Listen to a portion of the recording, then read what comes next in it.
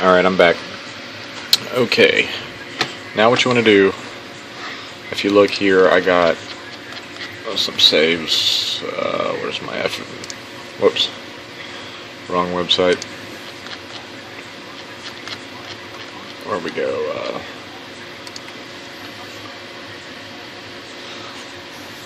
FMF Racing. Okay. My mixture is always 32-1.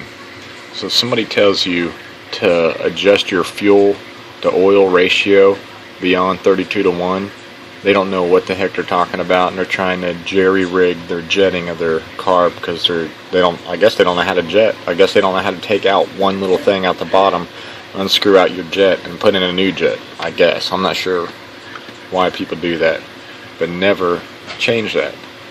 So, basically what you're trying to do is keep the air ratio to fuel ratio the same all throughout the power band, from low idle all the way to full idle.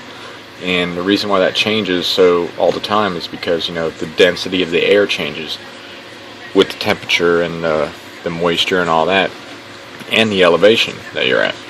So that's why you're constantly having to rejet, because you're constantly trying to battle with the environment to get that perfect amount of 14 parts of air to, I think it's 14 parts of fuel. I forget exactly what it is, but if you look, my bike is right here. This is the FMF recommendations,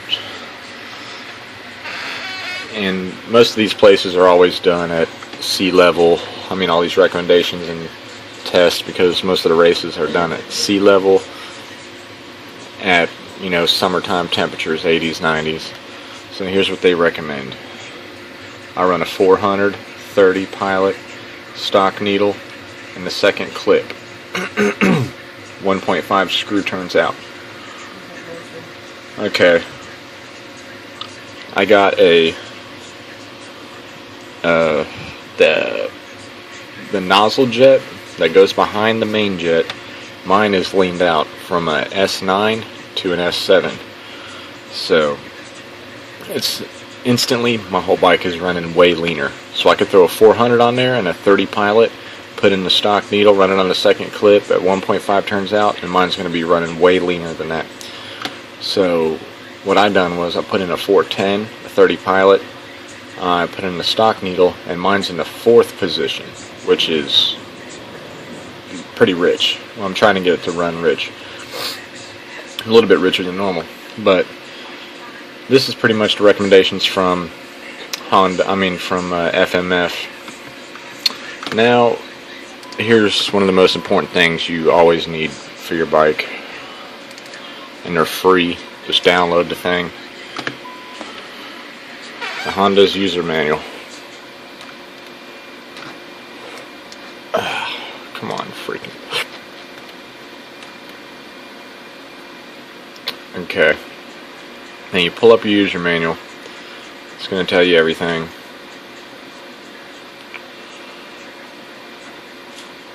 Oh, come on.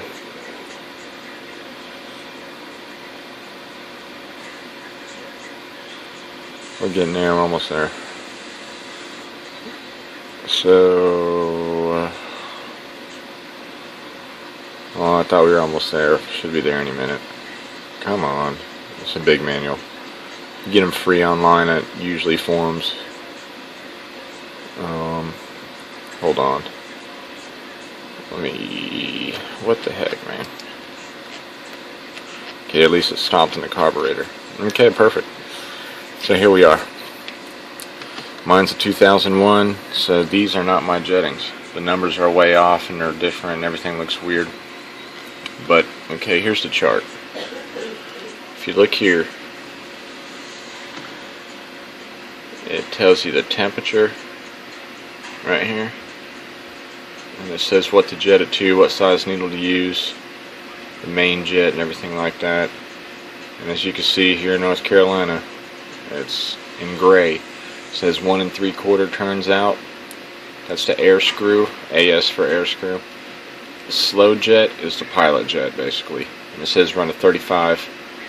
It says stock needle in the third clip. There's the needle right here, the 6BEH1, and a 420 main jet, and that temperature is for about 80 degrees. See, I want to put in a 410, running it from anywhere from 80 to 100 degrees outside, and you notice that mine's a little bit leaner, you know, because I'm running that S7 nozzle, so right off the bat mine's running, I'm copying these settings, but mine's running leaner, except for the clip position, it's running a little bit richer. But the reason for that is Honda makes all their stuff super rich.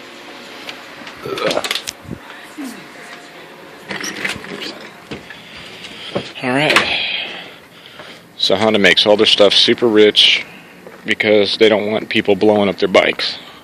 So that's why when you get your bike from the factory, it's going to be rich. And it's probably going to run like crap compared to a bike like mine if you hop on it and it's all tuned up nice. Okay, as you can see, she's all back together. I put the carb back on. I put it all back together and it's going great. Wish I could have had somebody hold the phone for me so I could record the videos a lot better. But I had to tinker with the air mixture screw since you had to replace all these little screws right here. Let me try to zoom in on it. That one right there. This is the idle. Had to adjust that. And right here is that is the air screw. That basically is it's like a idle kind of. I mean, it mainly affects the idle kind of a little bit. Well, actually, it affects everything, I guess. But what it is, you can richen it or you can lean it out, and depending on, you can actually figure out how to make your bike run better, whether you're going to need a main jet or go leaner on it or richer on your main jet or pilot jet from that one screw. You could turn it. I think the rule of thumb is anything under one turn, so you screw in the screw all the way, you turn it out a screw and a half, or a turn and a half, and then that's regular. So that should get you a good start. So there's your standard. Now you turn it in, you tighten it back in. Anything more than one turn out means you need to run it more lean. And then if you turn it out, unscrew it, anything past 2 turns, I believe you need to run it a bigger main jet, run it a little bit more richer. But alright. So I guess that's the video series I made about jetting. So maybe I'll try to make a series after this about how to tell what kind of jets to use and all that jazz. I know all this varies per bike, but it's still the basic concept you can still use to apply to anything, any bike. That's a 2-stroke. Well, probably 4-stroke too, but 2-stroke is real essential. It's the world of difference. You get it jetted right, it flies, literally. Literally, you'll be removed before flight. And that will actually mean literally. You will get in your bike or get on your bike and you will take off flying down the road. Alright. Well, anyways, thanks for watching.